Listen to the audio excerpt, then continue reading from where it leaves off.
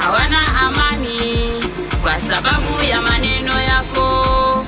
Umevunja mahusiano ya watu waliotaka kufunga ndoa. Ona tabia yako. Umevunja urafiki wa watu waliosoma shule pamoja. Ona tabia yako. Umevunja mikataba ya watu waliofanya kazi pamoja. Ona tabia yako wewe. Niambie, unapata faida gani kumsema mwenzako? Nieleze.